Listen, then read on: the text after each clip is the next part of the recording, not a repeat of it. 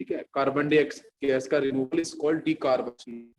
अगर सिर्फ कार्बोक्सिलेशन लिखा होगा तो फिर CO2 गैस का एडिशन होगा। अगर लिखा होगा कार्बोनाइलेशन तो फिर CO का एडिशन होता है, CO मोनोऑक्साइड का। अगर लिखा आपका डीकार्बोनाइलेशन तो फिर CO का रिमूवल होता है। तो यहाँ पे रिएक्शन कैसे होती है, ये है जब हम CO2 गैस को रिमूव करेंगे तो ऑब्वियसली जो भी मेन रिएक्टेंट होने चाहिए उनके पास कार्बन डाइऑक्साइड गैस प्रेजेंट होनी चाहिए। तो carbon dioxide gas must be present. तो स्पेसिफिक है हमारे पास एसिड। तो ये बिल्कुल फिक्स है कि डीकार्बोक्सिलेशन उन्हीं कंपाउंड के साथ पॉसिबल होगा जहां पे मिलेगा आपको C double bond O then oxygen. इस तरीके से C double bond O and oxygen, है ना। तो ये कहाँ पे मिलता है आपको, स्पेसिफिक ईस्टर के साथ मिलता है, एसिड्स के साथ मिलता है, इन सभी के साथ मिलता है। तो मतलब ये सेक्शन मिलना जरूरी है, C double bond O then oxygen. अगर ये आपका ग्रुप प्रेजेंट होगा तो डेफिनेटली यहाँ से आपका डीकार्बोक्सिलेशन बिल्कुल होगा। तो कैसे करते हैं हम लोग, तो स्पेसिफिक हम एसिड को लेते हैं, है ना। हमारे एनसीईआरटी के अंदर एसिड को प्रॉपर्ली डिफाइन किया गया है। तो जो आपका जो ऑर्गेनिक एसिड है हम इसका यूज करेंगे यहाँ पे RC double bond OCH in the presence of NaOH। तो आप ध्यान देना निरांत, यहाँ से जो NaOH है वो क्या है, बेस। ठीक है, तो यहाँ से क्या मिलने वाला है आपको, यहाँ से मिलने वाला है sodium plus NOH minus ion. ठीक है,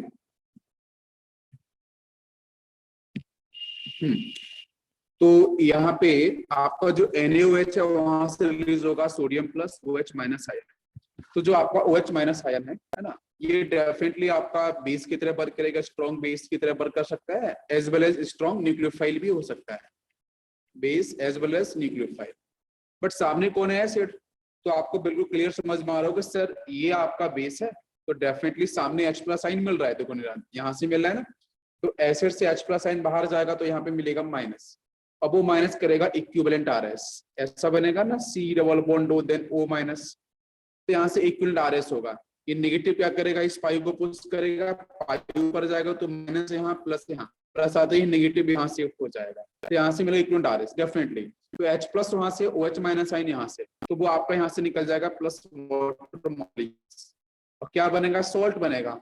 तो सोडियम आपको देखो सॉल्ट मिल गया है, सोडियम सॉल्ट ऑफ एसिड मिल गया है। ठीक है, RC double bond O N आपका सोडियम, तो सोडियम का सॉल्ट मिल चुका है फर्स्ट स्टेट में। क्लियर है, समझते हम लोग ध्यान से। तो first stage clear. Second step में क्या होगा कि हमारे पास यहाँ पे जो सोडियम का सॉल्ट बना है, अब इस सोडियम के सॉल्ट के साथ हम लोग यूज करेंगे NaOH के साथ कैल्शियम ऑक्साइड ना। समझते हैं ध्यान से, ये बात क्लियर हो चुकी है कि हम जब इस एसिड के साथ बेस को डालेंगे तो डेफिनेटली आपको सॉल्ट बनेगा।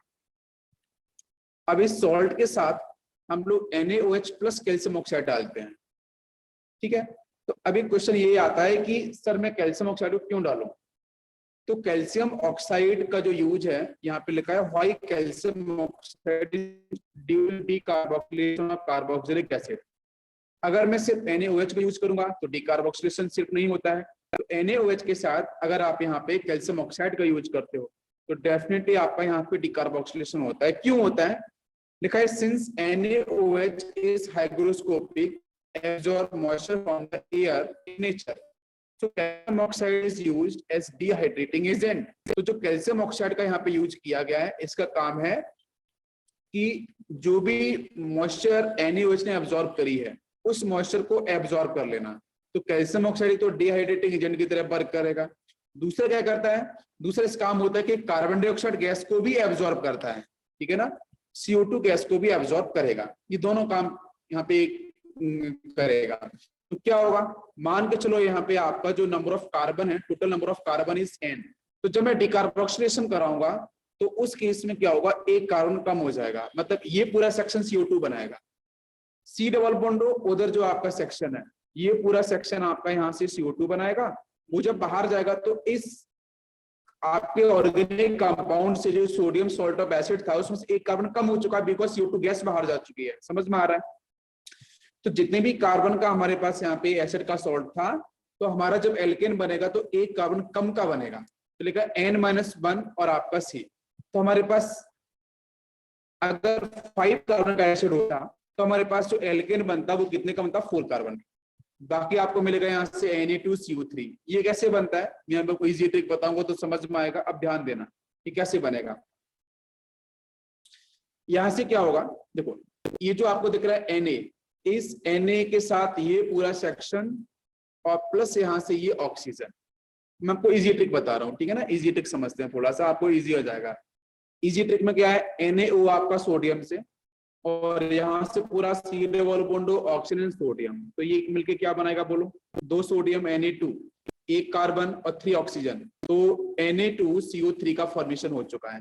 आपके यहाँ से NaO से सिर्फ क्या बचा, हाइड्रोजन, यहाँ से R को इस S से मिला दो तो बन गया आपका एल्केन। बस इसी इजी ट्रिक को फॉलो करना, समझ में आ रहा है।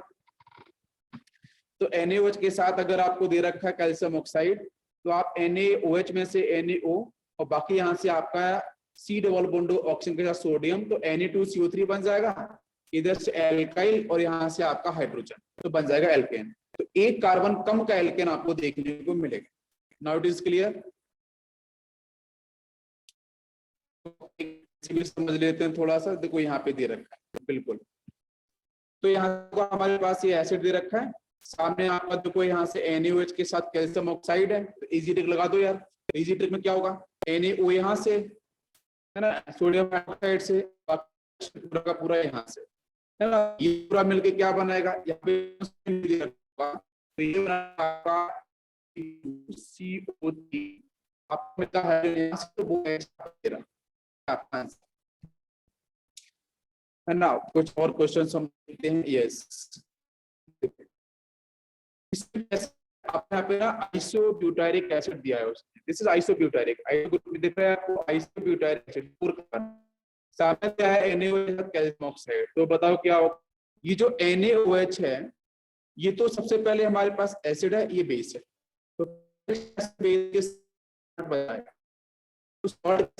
H प्लस आइन यहाँ से, OH माइनस आइन इधर से, तो वाटर मॉलिक्यूल बाहर जाएगा और यहाँ से मिलेगा आपको सोडियम का सॉल्ट, तो H बाहर निकल जाएगा, सोडियम आ जाएगा, ठीक है। बिकॉज ये आपका रिएजेंट एक्सिस में लिया जाएगा, ये पूरा का पूरा सेक्शन एक्सिस में होगा, तो एक बार NaOH यूज हो गया तो बन गया सोडियम का सॉल्ट। अब सोडियम के सॉल्ट के ऊपर आपका एक्टिवेट होगा बाकी पूरी कहानी। इजी ट्रिक क्या है बताओ जल्दी से। इजी ट्रिक में ये था कि यहाँ से ये पूरा सेक्शन, यहाँ से NaO, तो बन जाएगा Na2CO3, इस H को उठा के यहाँ पे लगा दो बस इस कार्बन के साथ, तो देखो आप 3 कार्बन का आपको एल्केन मिलेगा, मिला कि नहीं मिला। This is normal propane, clear हो गया। रिएक्शन बहुत इंपॉर्टेंट सी है। अब इसमें रिएक्शन एक और मैंने दिया है, रेड फास्फोरस के साथ HI दिया है, तो आप बताओ इसमें क्या होगा। रेड फास्फोरस अपन HI देंगे तो ये जो पूरा का पूरा सेक्शन है ना, ये C डबल बॉन्ड हो, ये पूरा C डबल बॉन्ड हो CH3 में कन्वर्ट होगा, है ना। रिएजेंट के ऊपर क्वेश्चंस आते हैं, तो आपको बस ध्यान रखना है NaOH के साथ कैल्शियम ऑक्साइड लेंगे अपन, है ना, तो आपको मिलेगा सिर्फ प्रोपेन मिलेगा, नॉर्मल प्रोपेन। बट अपन ने इसी आइसोब्यूटारिक के साथ हमने रेड फास्फोरस HI लिया है, तो ये क्या करेगा, वो जो कार्बोनाइल ग्रुप है ना उसको CH2 में कन्वर्ट कर देगा पूरा। एक इसके पास पहले से हाइड्रोजन है, C डबल बॉन्ड जो पूरा सेक्शन होगा C डबल बॉन्ड O वाला वो CH2 में कन्वर्ट होगा, तो देखो ये CH3 बन गया, फिर आंसर आपको मिलेगा 4 कार्बन का एल्केन।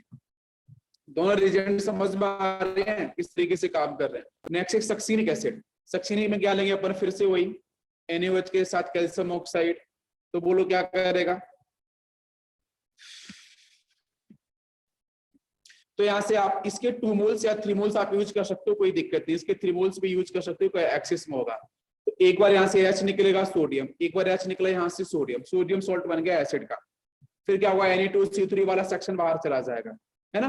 तो यहाँ से आपका ये पूरा सेक्शन गायब हो जाएगा, तो यहाँ से आपको सिर्फ बचेंगे 2 हाइड्रोजन NaOH से, तो एक H यहाँ लगेगा, एक H आपका यहाँ पे आके लगेगा, तो बस आपका 2 क्या बन रहा है, इथेन बन रहा है। क्लियर हो रहा है कि नहीं हो रहा है बताओ जल्दी से। बिल्कुल क्विक रिवीजन है, फटाफट से अपन समझ सकते हैं ECl को। नेक्स्ट अपन थोड़ा सा इसका मैकेनिज्म भी ऑब्जर्व कर सकते हैं। Yes thank you. नेक्स्ट देखो मैकेनिज्म भी अपन देख सकते हैं कि decarboxylation is proceed bye formation of कार्बेनाइन। This is very important. अगर कभी क्वेश्चन आता है कि डीकार्बोक्सिलेशन का इंटरमीडिएट क्या होता है, तो आप प्लीज फोकस करना कार्बेनाइन। क्या होगा, कार्बेनाइन।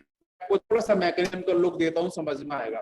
तो सबसे पहले हमारे पास था एसिड, मैंने क्या लिया यहाँ से बेस, एसिड बेस रिएक्शन होगा, तो बोलो भाई क्या बनेगा, सॉल्ट बन चुका है ना, सोडियम का सॉल्ट बनेगा, और इस कार्बोक्सिलिक एसिड से आपका H+ आयन जाएगा और सोडियम हाइड्रोक्साइड से जाएगा आपका OH- आयन, यहाँ से ये H+ आयन, तो ये दोनों मिलके बना देंगे वाटर मॉलिक्यूल। ये तो क्लियर हो गया। फिर उसके बाद NaOH एक्सेस में होता है, तो अब वो क्या करेगा अभी भी समझते हैं। तो ये OH- आयन के सामने बच्चों आ गया कार्बोनाइल, निरंतर याद करो न्यूक्लियोफिलिक एडिशन रिएक्शन। तो इस केस में आपका OH- ion will work as a strong nucleophile, तो इस केस में पाई ऊपर जाएगा, सी डबल बॉन्ड होगा, तो कार्बन पे आ जाएगा पॉजिटिव चार्ज, इस कार्बन पे आ गया पॉजिटिव चार्ज एफिशिएंसी, तो this OH- will attack on this carbon, तो आपका देखो ये बन गया रिएक्टेंट से प्रोडक्ट। क्या समझ में आ रहा है? यहां तक बात क्लियर है? यस। अब फिर क्या होगा कि भाई ऑक्सीजन के पास जो नेगेटिव आया था, वो नेगेटिव तो उस कार्बन का इलेक्ट्रॉन था ना, तो वापस से आना पसंद करेगा, तो वो नेगेटिव वापस से जब यहाँ शिफ्ट होगा, तो शिफ्ट होते ही यहाँ से ये जो एल्काइल सेक्शन है वो आपका इलेक्ट्रॉन्स लेकर रिलीज हो जाएगा। तो देखो ये बन गया R-, it will work as a base, और यहाँ से बनेगा आपका ये पूरा सेक्शन। समझो ध्यान से, ये जो पूरा ग्रुप होगा ना, ये क्या होगा, C के साथ ऊपर डबल बॉन्ड O बन जाएगा, इधर आपका ऑक्सीजन के साथ सोडियम दिख रहा है साथ में, और इधर मिलेगा आपको OH, ये पूरा सेक्शन आ जाएगा। समझ में आ गया? Now it is clear. अब यहाँ से जो R- निकला था वो तो बेस था, R- act as a base, तो बेस किसको सर्च करेगा, एसिटिक हाइड्रोजन को, तो फिर इस वाले H को लेके बाहर चला गया, इस वाले H को लेके, समझ में आ रहा है? इस H को बाहर लेके जाएगा तो क्या बनाया उसने, एल्केन। बाकी क्या दिख रहा है बताओ जल्दी से। तो यहाँ से देखो, जब ये H बाहर जाएगा ना, तो यहाँ पे माइनस आएगा, इस माइनस पे अटैक कौन करेगा, सॉल्वेंट से आया हुआ सोडियम प्लस, हो गए ना आपके। तो ये जो क्या बना, ये स्पीसीज बनेगी इस तरीके से, सोडियम के साथ oxygen, C double bond oxygen के साथ, व्हाट इज दिस, Na2CO3। क्या समझ में आ रहा है? तो Na2CO3 का फॉर्मेशन एंड एल्केन आपका बन चुका है। जरा फटाफट से ना दिमाग में अपन रिवाइज करते हैं, क्विक रिवीजन लेते हैं। ध्यान दो, NaOH अपन ने यूज किया तो एसिड से क्या बन गया, सॉल्ट। फिर OH- आयन अटैक करेगा कार्बन ग्रुप पे, कार्बन के ऊपर जो न्यूक्लियोफिलिक एडिशन रिएक्शन होगा, न्यूक्लियोफिलिक एडिशन रिएक्शन, उस केस में इसने अटैक कर दिया तो फिर ये बन गया, है ना। ऑक्सीजन के पास जो नेगेटिव आया वो इलेक्ट्रॉन है, वो किसका, कार्बन का, तो वापस से शिफ्ट करेगा, तो यहाँ से R बाहर चला जाएगा। समझ में आ रहा है? परफेक्ट। तो R यहाँ से बाहर जाएगा, R- act as a base, तो बेस किसको निकालेगा, एसिटिक हाइड्रोजन को, तो बन गया हमारा alkane. This is a major product. बाकी आपका बनेगा Na2CO3। Now it is clear? Good. तो अपन इसके ऊपर क्वेश्चन कर लेते हैं। तो rate of decarboxylation directly proportional to stability of carbon. ध्यान देना आप, जब भी कभी क्वेश्चन आ जाए, क्वेश्चन डेफिनेटली आते हैं बच्चों, यहाँ से क्वेश्चंस बिल्कुल आते हैं एग्जाम के अंदर। तो रेट, बच्चे बहुत बार कार्बोकेटायनिक आंसर निकालते हैं, बट ध्यान आप ऐसे, आप कार्बोनाइन के बेस का आंसर निकालना पड़ेगा, ठीक है ना। तो बस ध्यान दो आप, हमारे पास एक एसिड है, second compound, third compound, fourth compound, बताओ कैसे। तो जरा याद करो कार्बोनाइन कैसा बना था, बताओ भाई। ये पूरा सेक्शन बना था ना कार्बोनाइन, तो यहाँ पे माइनस लगा लो आप, भाई यही तो माइनस आएगा ना, यहाँ पे इधर, यहाँ माइनस आएगा, यहाँ पे इधर माइनस आएगा, यहाँ पे ये माइनस आएगा। नाउ आप GOC1 लगाओ, GOC1 के हिसाब से बच्चों क्या होगा, सबसे स्टेबल कौन होगा, जिसके पास हाइपर कंजुगेशन वाला इफेक्ट कम हो, या प्लस वाले जो माइनस ग्रुप है वो आपको दिखना पड़ेगा। तो CH3 will act as a plus I group. समझ में आ रहा है? परफेक्ट। तो बताओ सबसे स्टेबल कौन, या CH3 माइनस हो गया ना थर्ड। तो सबसे फास्ट डिकार्बोक्सिलेशन मतलब रिमूवल ऑफ CO2 किस एसिड से होगा, तो थर्ड से होगा। उससे कम कौन हो जाएगा, फर्स्ट। उससे कम कौन होगा, आप चेक करते चलो, तो आपका सेकेंड।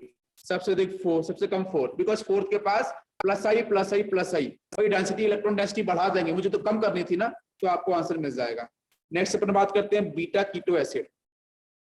तो बीटा कीटो एसिड बहुत इंपॉर्टेंट कॉन्सेप्ट है ये, ध्यान देते हैं।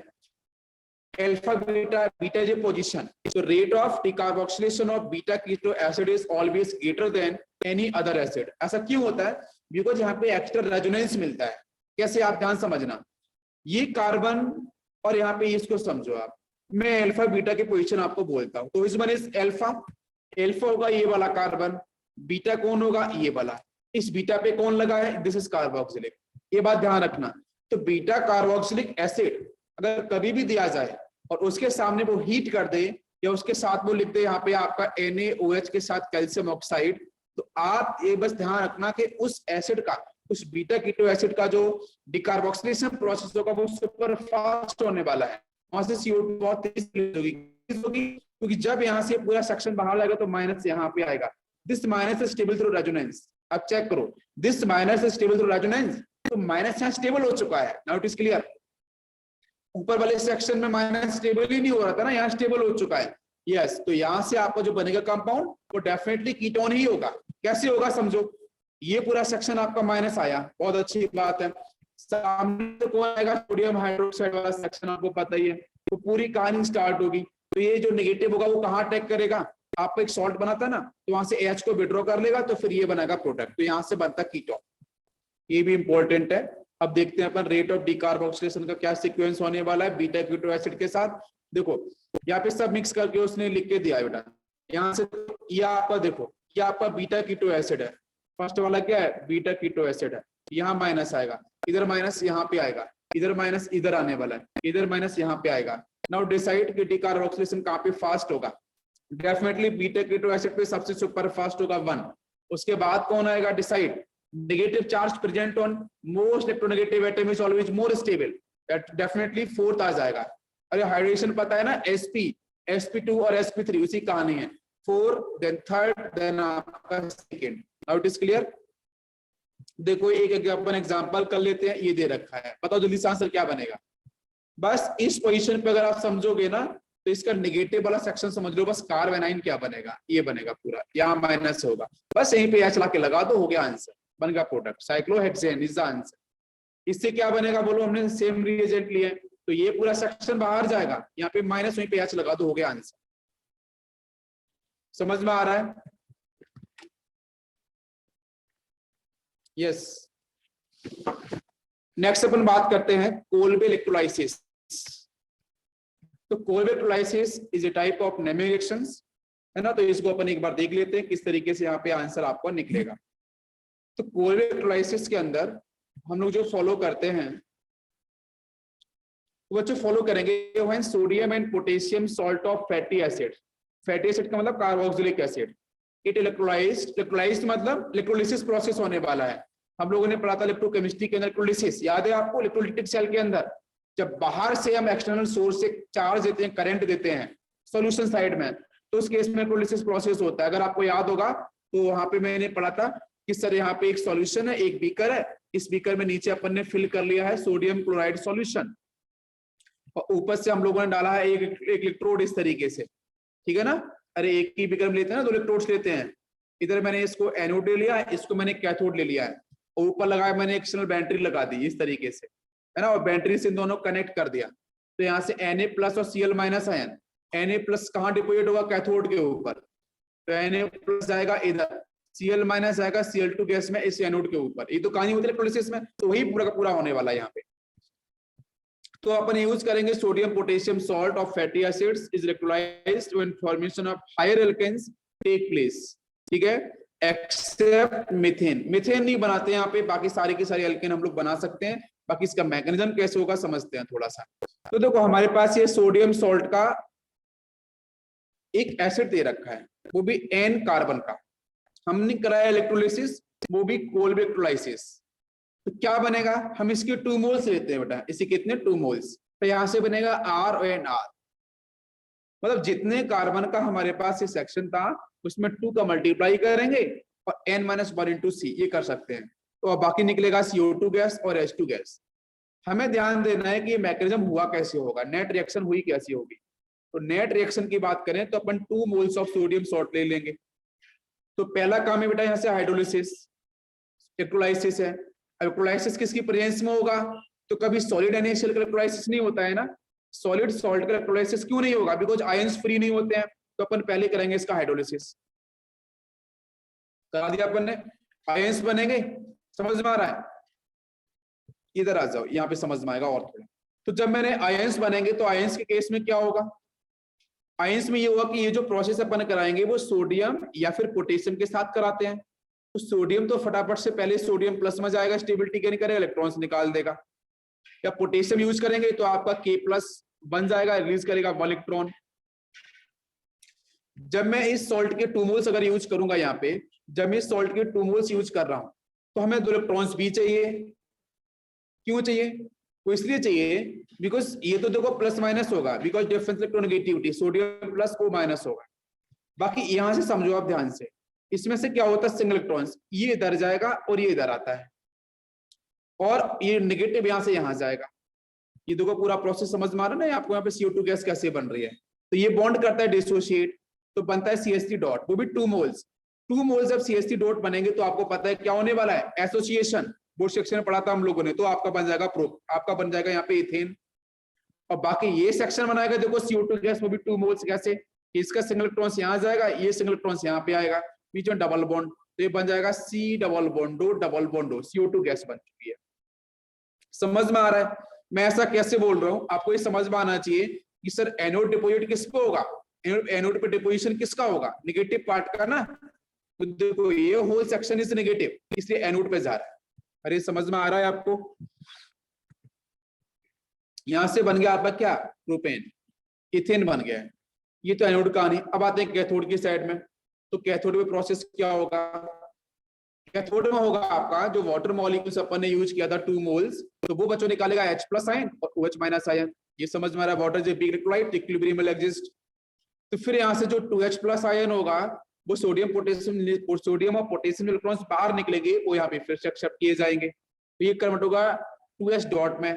कैसा होगा, H+ आयन ने जब 1 इलेक्ट्रॉन लिया तो H में कन्वर्ट हुआ, फिर इलेक्ट्रॉन एक एक्स्ट्रा और मिला इसे, 2 इलेक्ट्रॉन्स है तो H डॉट में कन्वर्ट हो गया।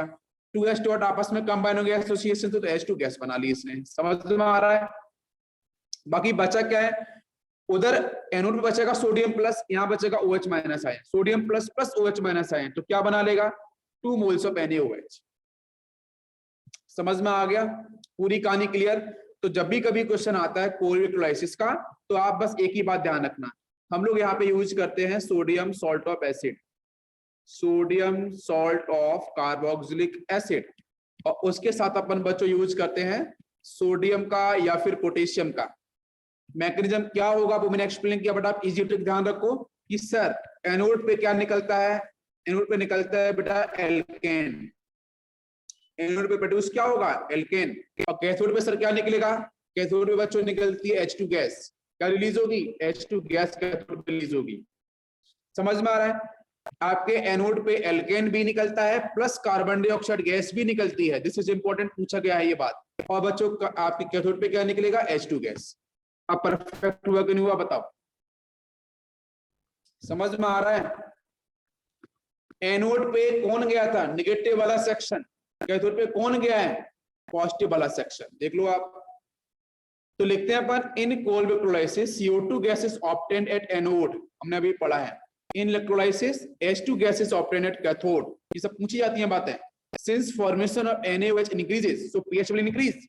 रिजल्ट क्या हो रहा है, रिजल्ट हो रहा है कि सर फाइनली NaOH बन चुका है, NaOH बना है तो ओवरऑल pH क्या होगा, बढ़ जाएगा। pH बढ़ने का मतलब 7 से अधिक हो जाएगा, तो pH क्या होता है, इंक्रीज करेगा। समझ में आ रहा है पूरा आपको। तो CH4 can not be prepared, CH4 कभी नहीं बना सकते, मीथेन कभी बन ही नहीं सकते, बिकॉज यहाँ पे क्या होता है, एसोसिएशन, जैसे बोर्ड सेक्शन में था आपका फीडिकल वाला, तो यहाँ पे CH4 कभी भी नहीं बनता है, प्लीज ध्यान रखना है इसको। If sodium or potassium salt of fatty acid is taken, then H2 is obtained as cathode as well as anode. At anode आपका रिएक्शन को मिलेगा यहाँ से H डॉट, आप ध्यान दो बस ये वाला सेक्शन। अगर मैं सोडियम पोटेशियम के सॉल्ट अगर यूज करूंगा फैटी एसिड के, कैथोड पे निकलती है और एनोड पे भी निकलती है, ठीक है। देखो यहाँ से आपका H2 प्रोड्यूस हुआ एनोड पे, कैथोड पे आपका एनोड पे CO2 गैस भी रिलीज हो रही है। अब हम क्वेश्चन देखते हैं तो समझ में आपको आ जाएगा। क्वेश्चन देखो फटाफट से टिक करो। NaOH के साथ उसने कोल्ड इलेक्ट्रोलाइसिस लिखा है, क्या दो बातें हैं, कैथोड एनोड। हमें बस क्या ध्यान देना है कि सर जो हमारा एल्काइल सेक्शन है ना उसमें रेडिकल लगेगा, यस। अभी जो पढ़ा था हम लोगों ने NaOH के साथ कैल्शियम ऑक्साइड, उसका मैकेनिज्म क्या था बोलो जल्दी से, एनायनिक मैकेनिज्म। इसका मैकेनिज्म क्या है, फ्लूइडिकल मैकेनिज्म है। तो डॉट यहां बनेगा, डॉट यहां बनेगा, देखो ये कंबाइन हो रहा है तो क्या बन गया, एल्कीन। हमने ये वाला एसिड लिया तो डॉट यहाँ पे, डॉट यहाँ पे, देखो तो बन गया आपका एल्काइन। समझ में आ रहा है। अब हमने लिया यहाँ से देखो ये वाला सेक्शन NaOH के साथ कोल्ड इलेक्ट्रोलाइसिस लिखा है, तो क्या करेगा बोलो, एक डॉट यहाँ जनरेट करेगा, एक डॉट यहाँ जनरेट करेगा। ये डॉट जब आएंगे तो बताओ कौन सा में क्या होगा, यहाँ पे रेजोनेंस हो जाएगा। और रेजोनेंस कैसे होता है पता है रेडिकल्स का, कि सिंगल इलेक्ट्रॉन्स यहाँ आएगा, इसका सिंगल इलेक्ट्रॉन्स यहाँ जाएगा, इसका सिंगल इलेक्ट्रॉन्स यहाँ पे आएगा, ये सिंगल इलेक्ट्रॉन्स यहाँ जाएगा। तो देखो आपका हो रहा क्या हो रहा है यहाँ से, और बेंजीन का फॉर्मेशन हुआ है। बिल्कुल नीट में इसी ढंग से क्वेश्चन आपके आते हैं, बस इस बात को ध्यान रखो, इस ढंग से अपन लोग कर। यस, नेक्स्ट हम लोग देखेंगे प्रॉपर्टी बेटा खत्म हो गई है। ये तो रिएक्शन आपकी मैंने पढ़ाई थी कहाँ पे, पी ब्लॉक में। अगर आपको याद होगा तो पी ब्लॉक में हम लोगों ने एल्केन का फॉर्मेशन देखा था ना, तो सिर्फ एल्यूमिनियम का कार्बाइड और बेरिलियम का कार्बाइड, यही दो कार्बाइड ऐसे होते हैं जहां से आपका बनता है मीथेन। बस ध्यान रखना, मीथेन किस किस से बनता है, एल्यूमिनियम कार्बाइड से और बेरिलियम कार्बाइड से। फिजिकल प्रॉपर्टीज की बात करते हैं तो C1 से C4 तक जो एल्केन्स होते हैं ना, इवन इंक्लूडिंग नियोपेंटेन, ये सब गैस की फेज में होते हैं। लोअर मॉलिक्यूलर वेट, तो लोअर मॉलिक्यूलर वेट वाले बचते जितने भी एल्केन्स होंगे वो सारे के सारे कैसे मिलते हैं, गैस की फेज में। और धीरे धीरे आपका यहाँ से C5 से C17 तक अपन जाएंगे तो फिर क्या मिलेगा, लिक्विड फेज में, बिकॉज मॉलिक्यूलर वेट बढ़ चुका है। और मॉलिक्यूलर वेट बढ़ेगा तो वैन डेर वाल्स फोर्स बढ़ेगा, वैन डेर वाल्स फोर्स बढ़ेगा तो स्टेट विल चेंज, तो गैस से कन्वर्ट किसमें होगा, लिक्विड में, लिक्विड से फिर सॉलिड में, बिकॉज मॉलिक्यूलर वेट बहुत बढ़ चुका है। C18 से और हाई एल्केन सारे के सारे होते हैं आपके सॉलिड।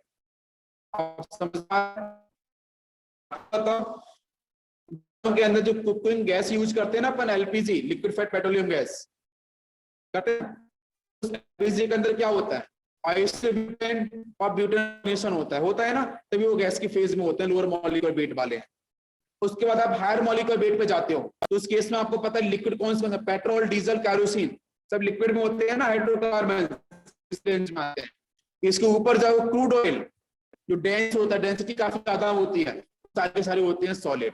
ग्रीस लगाते हैं, ग्रीस अपन लगाते हैं गाड़ियों के चेन के ऊपर, जब ग्रीस लगाते हैं व्हाइट कलर का, या बाकी और भी लगाते हैं, वो सब सॉलिड फेज में होते हैं। ये सब किससे निकलते हैं, क्रूड ऑयल से, है ना, क्रूड ऑयल से सारी की सारी चीजें आपकी निकाली जाती है फ्रैक्शन डिस्टिलेशन कॉलम के थ्रू। आगे बात करते हैं और प्रॉपर्टी समझते हैं हम लोग यहाँ पे। नेक्स्ट हम प्रॉपर्टीज की बात करते हैं। सेकेंड कि जिगजैग फॉर्म में अपन लिखते हैं, या हमारा नॉमिनेशन का बेसिक रूल है। सॉल्युबिलिटी की बात कर लेते हैं। एल्केन्स कैसे होते हैं, non polar. So non polar solvent अगर है तो अगर मॉलिक्यूलर वेट बढ़ेगा तो सॉल्युबिलिटी डिक्रीज होती है। भाई हम किसकी सॉल्युबिलिटी की बात कर रहे हैं, कुछ पता ही नहीं है ना, कुछ पता नहीं है तो कौन, यूनिवर्सल सॉल्वेंट मॉलिक्यूल्स की बात कर रहे हैं। Bottom molecule is a polar, non polar, तो जितना छोटा एल्केन होगा ज्यादा सॉल्युबल होगा, बड़ा एल्केन होगा कम सॉल्युबल होगा, बिकॉज मॉलिक्यूलर वेट बढ़ेगा तो उसकी ये बात समझ आ रही है। डेंसिटी की बात कर लें, एस मॉलिक्यूल एंसर्टी है, एस मॉलिक्यूलर वेट इंक्रीजेस तो डेंसिटी भी इंक्रीज होती है। तो maximum density of alkene is 0.8 ग्राम पर CC centimetre, because alkane have low density than water molecules, so petroleum product higher alkanes float on water surface. तो जितने होते हैं आप फ्लोट करते हैं ना, कहीं ना कहीं जो आपके एल्केन्स होते हैं इन सबकी डेंसिटी होती है वो वाटर की डेंसिटी से कम होती है, बिकॉज वाटर की डेंसिटी कितनी होती है आइडियल केस में 1 ग्राम पर सीसी, हम पढ़ते हैं ना 1 ग्राम पर एमएल, डेंसिटी आएगी इसकी इन एल्केन्स वो भी होती है मैक्सिमम 0.8 ग्राम पर सीसी। नेक्स्ट बात बॉइलिंग, इसमें क्वेश्चंस भी आएंगे ऑनलाइन। जब बॉइलिंग पॉइंट की बात करेंगे तो मॉलिक्यूलर वेट इंक्रीज होगा, भाई मॉलिक्यूलर वेट बढ़ेगा एल्केन्स वाले केस में, अगर हाई एल्केन मतलब यहाँ bond force of attraction point भी इंक्रीज होता है, बट ब्रांचिंग इंक्रीज हो गई तो बॉइलिंग पॉइंट डिक्रीज होता है। ये बात ध्यान रखना, जब ब्रांचिंग नहीं हो, मैंने बताया था मॉलिक्यूलर वेट इंक्रीज होगा तो इनमोलर फोर्स इंक्रीज होंगे। ये रूल्स कहां लगाना है, जब हमारे पास सिर्फ नॉर्मल चेन हो, नॉर्मल स्टेट चेन मतलब 2 डिग्री वाला कार्बन ही दिखाई दे, इसको लगाना है। जब ब्रांचिंग बढ़ जाए कार्बन, देखो हमारे पास 2 चीजें हैं, 5 कार्बन के पास 2 चीजें हैं, ये देखो ये आपका 5 कार्बन का दे रखा है नॉर्मल पेंटेन, और ये आपको दे रखा है न्यू पेंटेन। बताओ किसका बॉइलिंग पॉइंट ज्यादा होगा? जहाँ पे सरफेस एरिया कम वहां बॉइलिंग पॉइंट कम, सरफेस एरिया ज्यादा वहां बॉइलिंग पॉइंट ज्यादा। इसे नॉर्मल पेंटेन का अधिक होगा, इससे कम हो गया ना, सरफेस एरिया कम हो न्यू पेंटेन में, तो बॉन्डरवॉल फोर्स अट्रैक्शन कम, तो इंटरमोलिकुलर फोर्स अट्रैक्शन कम, तो बॉइलिंग पॉइंट भी कम। अब इन दोनों में से बताओ किसका बॉइलिंग पॉइंट ज्यादा होगा? ऑब्वियसली इसके पास भी 6 कार्बन, इसके पास भी 6 कार्बन, इसके पास एक ब्रांच है, इसके पास भी एक ब्रांच है, तो आंसर बना नहीं। तो आंसर कैसे बनाया जाए? Yes, it is symmetrical.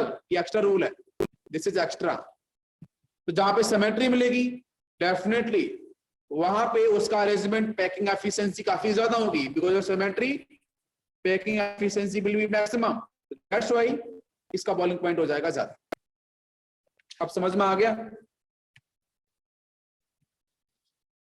Next इसकी बात करो जल्दी से, बताओ जरा ऑर्डर क्या होना चाहिए बॉइलिंग पॉइंट का, जल्दी से बताओ। सबसे बॉइलिंग पॉइंट किसका होगा? सबसे कम बॉइलिंग पॉइंट किसका होगा?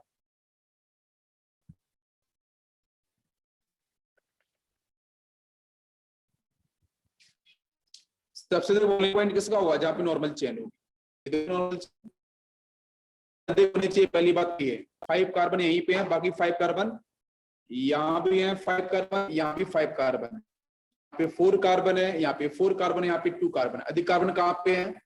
1 2 3 पोजीशन पे। अब तीनों में चेक करो जरा ब्रांचिंग, जहाँ ब्रांचिंग ज्यादा होगी वहां पे आपका कम हो जाएगा, है ना बॉइलिंग पॉइंट। तो चेक करो जहाँ ब्रांचिंग बिल्कुल भी नहीं है, वो भी आपके इस ऑप्शन के अंदर फोर्थ, यस फोर्थ का सबसे अधिक हो गया। समझ में आया? उससे कम कौन होगा? यस फिफ्थ वाला, सिर्फ एक ब्रांचिंग है। फिर इससे कम कौन? यहाँ पे 2 ब्रांचिंग है, बिल्कुल सही, 5 कार्बन है तो 6 आ जाएगा। अब बचे हुए तो ऊपर वाले 3, 1 2 3, 1 2 3 में कौन आना चाहिए? जल्दी बोलो। 1 2 3 में 4 4 2, तो 4 4 वाले चेक करें 2 3 में, तो ब्रांचिंग 2 में नहीं है, इसलिए 2 आ जाएगा। ब्रांचिंग है तो 3 आ जाएगा, और 1 सबसे कम। समझ में आ गया ना? Next question is melting point. Melting point किस पे डिपेंड करता है? बॉइलिंग पॉइंट का आंसर कैसे निकाला समझ में? मिक्स मत करना, बॉइलिंग पॉइंट और मेल्टिंग पॉइंट एल्केन का अलग अलग होता है। बॉइलिंग पॉइंट अपन ने कैसे निकाला समझ में आया? अब मेल्टिंग पॉइंट समझ लो। मेल्टिंग पॉइंट में कैसा होता है? Even number of carbon containing alkanes आपका हमेशा मेल्टिंग पॉइंट ज्यादा होता है as compare to odd number of carbon containing alkanes. देख लो आप, यहाँ 4 कार्बन है, यहाँ पे 5 कार्बन, तो डेफिनेटली इवन वाले का क्या होगा? मेल्टिंग पॉइंट आपका अधिक हो जाएगा, जल्दी मेल्ट करे। मेल्टिंग पॉइंट का मतलब क्या? टेम्परेचर, यहाँ पे ज्यादा टेम्परेचर देना पड़ेगा, है ना इवन वाले केस में। क्यों? तो यहाँ पे लिखा अपोजिट एंड लेस रिपल्शन, ये एंड नीचे है, ये एंड ऊपर है, तो रिपल्शन कम से कम होगा। यहाँ देखो दोनों ही सेम साइड में, रिपल्शन ज्यादा होने के चांस होंगे, यही इसकी बस आपका रीजन है, इसको आपको ध्यान रखना है। नेक्स्ट बात करते हैं हम लोग, जैसे देखो ये भी केस आ गया, इसका भी आंसर दे दो जल्दी से आप, क्या होगा? अरे इट इज सिमेट्रिकल, देखो आप, it is symmetrical, it is unsymmetrical.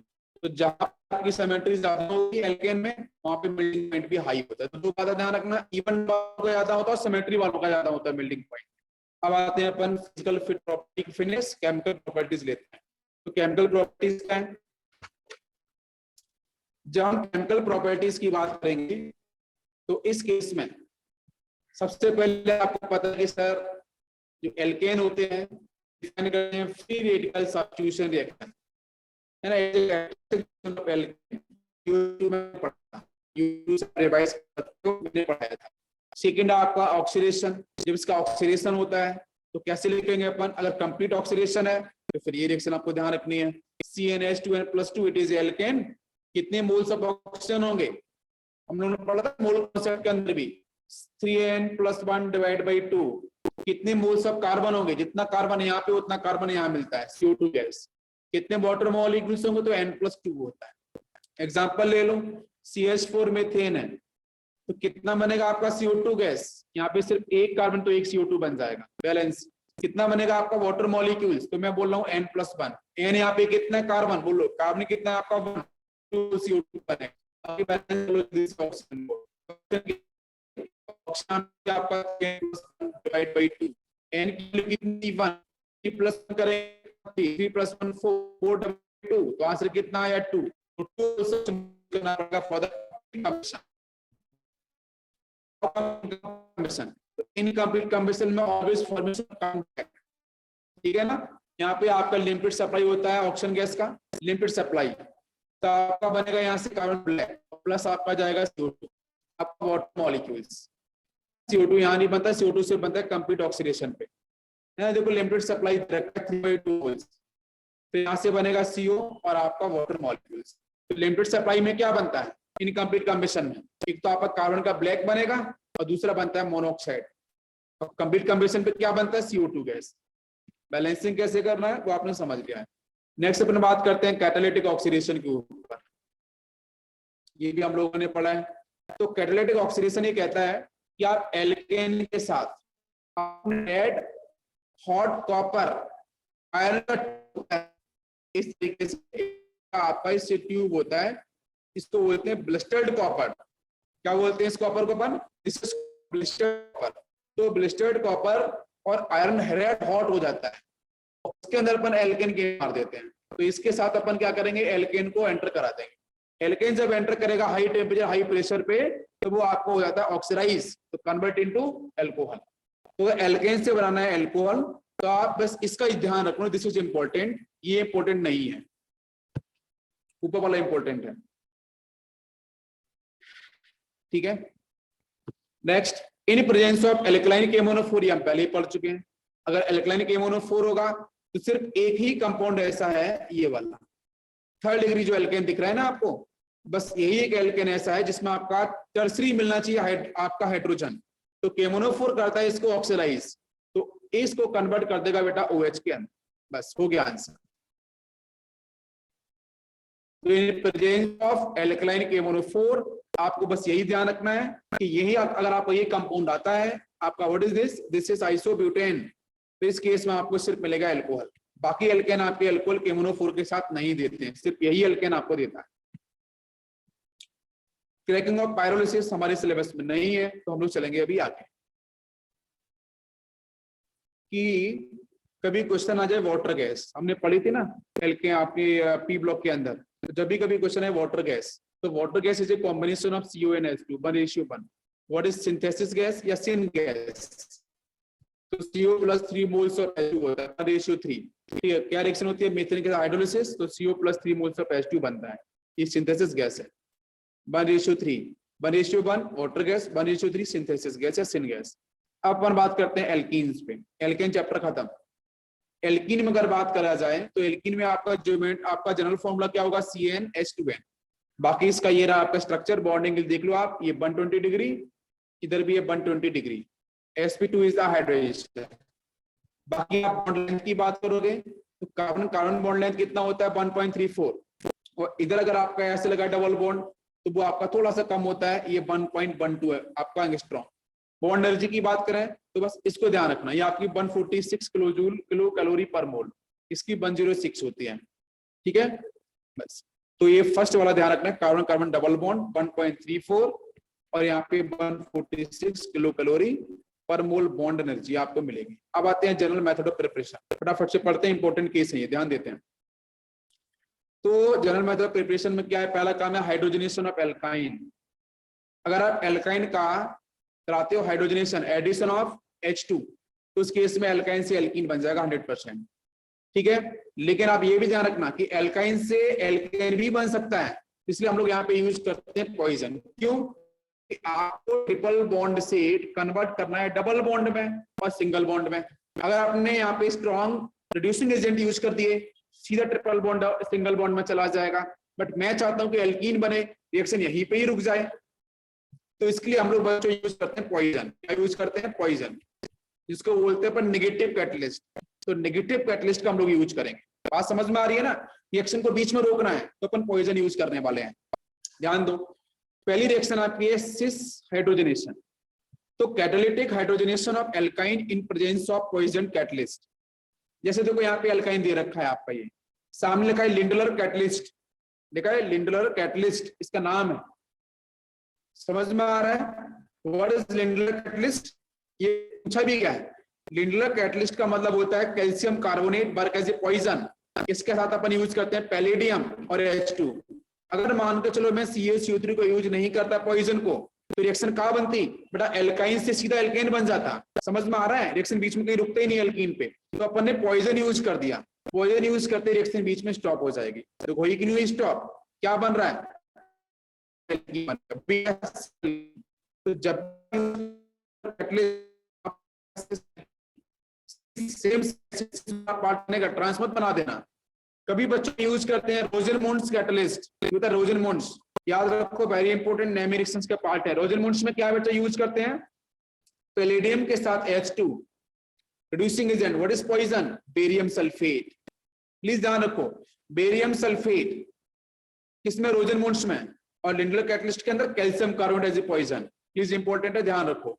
तो बच्चों वहां से मिलेगा सिस एल्कीन। बाकी नीचे देखो ये निकल के साथ दे रखा है बच्चों बोरॉन, जिसको अपन बोलते हैं पीजेड कैटलिस्ट।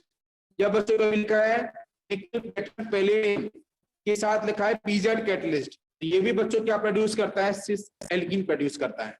समझ में आ रहा है, बट इंपॉर्टेंट ये वाली नहीं है, ऊपर के दोनों इंपॉर्टेंट है, ठीक है। लिंडलर और रोजेनमोंड्स दोनों क्या करेंगे, एल्कीन को कन्वर्ट कर देंगे सिस एल्काइन को कन्वर्ट करेंगे सिस एल्कीन के अंदर। समझ में आ रहा है, नेक्स्ट समझते हैं हम लोग। तो हम लोग यहाँ पे कुछ पॉइजन बेटा स्पेसिफिक यूज करते हैं। पॉइजन करता क्या है, पॉइजन बच्चों करता है रेट आपके डिक्रीज करता है हाइड्रोजनेशन का। क्यों, क्योंकि ट्रिपल बॉन्ड तो भाई डबल बॉन्ड होता है, अच्छी बात है सर, लेकिन डबल फिर से हो जाए तो हाइड्रोजनेशन के रेट को डिक्रीज करता है, इसलिए अपन यूज करते हैं पॉइजन। वो पॉइजन कौन कौन से हैं, तो lead acetate, rhombic sulphur acid होता है ना, और आपका आइसोक्विनोल, आईक्यू यही है आइसोक्विनोल, ये भी अपन यूज कर सकते हैं। रिएक्शन कैसे होगी तो देख लो आप, ये रहा हमारा एल्काइन, ये सरफेस है बच्चों पैलेडियम का, इसके ऊपर देखो H2 देखो लग रहा है ना सेम साइड से। एडजॉर्प्शन प्रोसेस बताया था मैंने आपको, और लास्ट में होता है आपका डिजॉर्प्शन। तो बन गया आपका क्या, एल्कीन का फॉर्मेशन। अब आते हैं ट्रांस।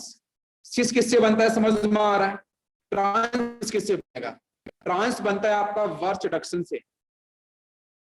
बिल्कुल सही, नॉन टर्मिनल एल्काइन सामने बट रिएक्शन, सोडियम के साथ लिक्विड अमोनिया, लिथियम के साथ लिक्विड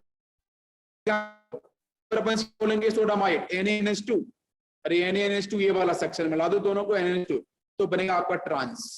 जल्दी से रिवाइज करो, लिंडलर कैटलिस्ट और रोजेनमोंड्स क्या कराएंगे, सिस, और ट्रांस कब बनेगा बोलो, सोडियम के साथ लिक्विड अमोनिया वर्च रिडक्शन, लिक्विड लिथियम के साथ लिक्विड अमोनिया क्या बनेगा, वर्च रिडक्शन से ट्रांस।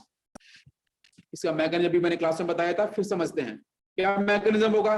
सोडियम निकालेगा 1 इलेक्ट्रॉन, बहुत सही है, ये सामने आपका दे रखा है देखो एल्काइन, तो जो निकला 1 इलेक्ट्रॉन एबोटा यहाँ पे आ जाएगा। यही इलेक्ट्रॉन क्या करेगा बोलो जल्दी से, किसी भी कारण पर अटैक करेगा, इसने इस पर अटैक कर दिया। अटैक करते ही क्या होगा भाई, पाइलेक्ट्रॉन सपोज इधर चला गया, तो पाइलेक्ट्रॉन जिधर जाएगा उस पर जाकर अटैक करेगा। देखो यहाँ अटैक कर गया तो वहां पे माइनस चार्ज आ गया। फिर आता है आपका क्या भाई, ये लोन पे अपोजिट में क्यों, क्योंकि रिपल्शन कम करने के लिए। फिर आएगा आपका लिक्विड अमोनिया, लिक्विड अमोनिया क्या करेगा जल्दी बताओ, लिक्विड अमोनिया क्या करेगा, सोडियम प्लस तो इधर है ना आपका, तो सोडियम प्लस के साथ क्या होगा, यहाँ से NH3 जाके अटैक करेगा, सिर्फ एक H बचेगा। एक H कहाँ अटैक करेगा, इस नेगेटिव पे, तो कर गया देखो अटैक H। फिर से ये प्रोसेस होगा, फिर से आपका इलेक्ट्रॉन को यहाँ अटैक करेगा, फिर से माइनस बन जाएगा, माइनस बनते ही फिर से आपका वही सेक्शन आएगा है ना लिक्विड अमोनिया के साथ, तो NaNH2 बनाएगा, एक H बचेगा, वो H कहाँ अटैक करेगा, इस नेगेटिव पे। देखो ट्रांस बन रहा है, समझ में आ रहा है, प्रोसेस बहुत ही इजी है। सोडियम प्लस में जाएगा, निकालेगा 1 इलेक्ट्रॉन, वो 1 इलेक्ट्रॉन कहाँ अटैक करेगा, लोन पेयर के साथ अटैक कर गया, और नेगेटिव आते ही सोडामाइड बनेगा, अमोनिया निकालेगा 1 हाइड्रोजन, वो वहां पे नेगेटिव पर अटैक कर गया, H उधर H नीचे, बनेगा ट्रांस।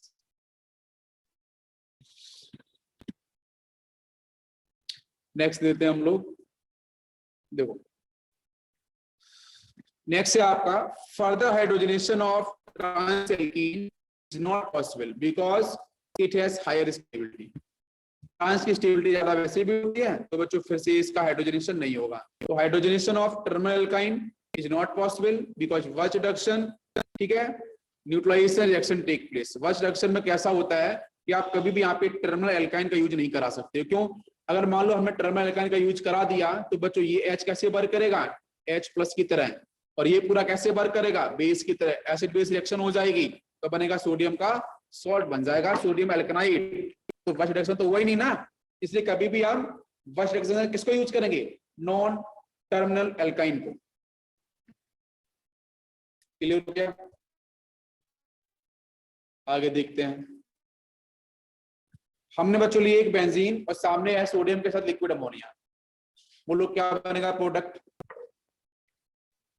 सर यहाँ से ट्रांस बनना चाहिए, बिल्कुल सही, बट यहाँ तो बहुत सारे पाई बॉन्ड दे रखे हैं, 3 पाई बॉन्ड है, तो प्रोसेस कैसे होगा? बनेगा ये प्रोडक्ट, बट कैसे बनेगा नीचे समझो। ये जो पाई बॉन्ड है, इस पाई बॉन्ड पे यहां से निकला इलेक्ट्रॉन उसने किधर भी एक तरफ अटैक कर दिया, जहां अटैक करेगा वहां पाई फिनिश हो जाएगा, वहां माइनस आ जाएगा, बस इधर बचेगा सिंगल इलेक्ट्रॉन। अब वही सोडामाइड आ जाएगा NaNH2, अमोनिया निकालेगा 1 हाइड्रोजन, वो जाके अटैक करेगा किस पे? नेगेटिव पे, बिल्कुल सही। लेकिन उसके पहले इसका रेजोनेंस भी हो जाता है, जहां माइनस आया वो minus then single then double bond resonance कर गया, और रेजोनेंस करने के बाद वो यहां पहुंच गया। समझ में आया? रेजोनेंस का स्टेबिलिटी गेन कर ली। अब यहां से H निकलेगा, वो यहां अटैक कर गया देखो H, फिर से आपका इलेक्ट्रॉन, तो इलेक्ट्रॉन जाके यहां अटैक करेगा, वो माइनस, फिर सोडामाइड, फिर H यहां अटैक करेगा, तो बनेगा हमारा प्रोडक्ट। तो इस तरीके से बनता है आपका प्रोडक्ट। ये समझ में आया ना? इससे ये कि मैंने कैसे बनाया।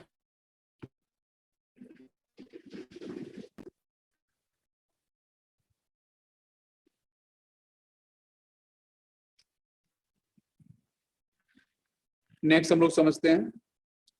नेक्स्ट बच्चों रिएक्शन आती है, लीस्ट इंपॉर्टेंट है, bromo blank reduction.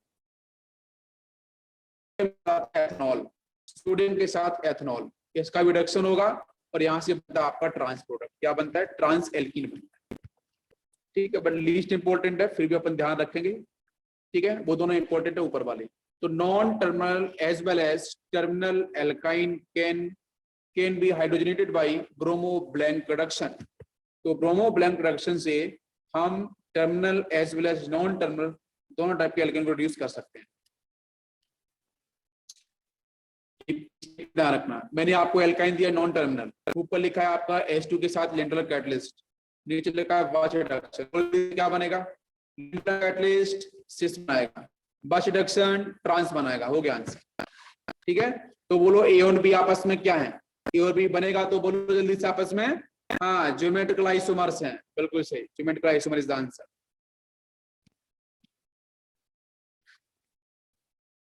Next question, बोलो जल्दी से क्या आंसर बनेगा? Sodium layer ammonia, this is Birch reduction. बोलो जल्दी से क्या आंसर बनेगा? Yes, it is trans product, है ना? एक H ऊपर एक H नीचे बन रहा है। मैंने आपको ये दे रखा है, बोलो क्या बनेगा प्रोसेस? सोडियम के साथ लिक्विड अमोनिया, तो आप बना के देखो क्या होगा। यहां से एल्कीन दे रखा है ना, तो सिंगल इलेक्ट्रॉन्स है ना, और यहाँ पे निकाल दो सिंगल इलेक्ट्रॉन्स, पाई खत्म, ये सिंगल बॉन्ड आ जाएगा। यहाँ से निकलेगा 1 इलेक्ट्रॉन, वो जाके यहाँ पे बनाएगा माइनस, तो H जाके यहाँ अटैक कर गया, तो यहाँ से बनेगा CH2 double bond, CH single bond, CH, और ये इसके साथ होगा आपका CH3, फिर से एक आया इलेक्ट्रॉन, उसने अटैक किया, ये बन गया माइनस, और माइनस बनते ही रेजोनेंस, माइनस आया ना इस पे, माइनस सिंगल डबल, फिर रेजोनेंस कर जाएगा, तो डबल बॉन्ड यहाँ जाएगा, ये इधर पहुंचेगा, तो आने वाला H यहाँ अटैक करेगा। तो पता है फाइनल प्रोडक्ट क्या बनेगा? तो फाइनल प्रोडक्ट आपको देखने को मिलेगा ऐसा, CH3 single bond, CH double bond, CH single bond, CH3, this is a product, ये बनेगा फाइनल प्रोडक्ट। ठीक है, रेजोनेंस जरूर कराना बीच में। क्वेश्चन एक PMT का है, which of the following reagent is used to distinguish 1 butyne and 2 butyne? 1 butyne 2 butyne को पता करना है, तो बताओ कौन सा रिएजेंट हम लोग यूज करेंगे? बोलो जल्दी से, किस रिएजेंट को यूज किया जाए? ये तो अपन कभी पढ़ते ही नहीं है ना, ये कुछ नहीं है आपका। ठीक है, वो भी आपके एल्काइन के बारे में बोल रहे हैं। 1 ब्यूटाइन 2 ब्यूटाइन, 1 ब्यूटाइन न्यूट्रलाइजेशन किसके साथ? वाश रिडक्शन के साथ, याद है आपको? हाँ, ये देगा न्यूट्रलाइजेशन रिएक्शन, और ये क्या देगा? Trans product. हो गया ना आंसर दोनों जगह, क्योंकि इसके पास प्रेजेंट एक एसिडिक हाइड्रोजन। है ना, टर्मिनल के पास, ये है आपका नॉन टर्मिनल, इसके पास कोई भी नहीं है एसिटिक हाइड्रोजन, तो बनेगा trans product. Next question, which of the following hydrocarbons will give neutralisation reaction with NaNH2, वो जो किसको, टर्मिनल अल्काइन, किसको बेटा, टर्मिनल अल्काइन कौन सा होगा, जल्दी बताओ। बेंजीन, बिल्कुल नहीं।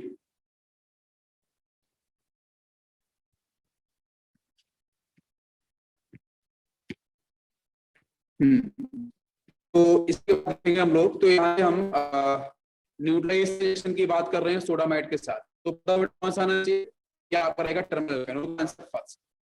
नेक्स्ट अपन बात करते हैं कोई इलेक्ट्रोलाइसिस, अभी पढ़ा था, तो कितनी स्पीड से अपन आगे चल रहे हैं। कोई इलेक्ट्रोलाइसिस में क्या करते हैं, जल्दी बताओ, अभी पढ़ा था हम लोगों ने, रेडिकल्स बनते हैं, क्या बनते हैं, फ्री रेडिकल का फॉर्मेशन होता है, यहाँ पे डॉट, यहाँ पे डॉट लगा दिया, हो गया हमारा आंसर। समझ में आ रहा है ना, तो यहाँ पे डॉट, ये डॉट,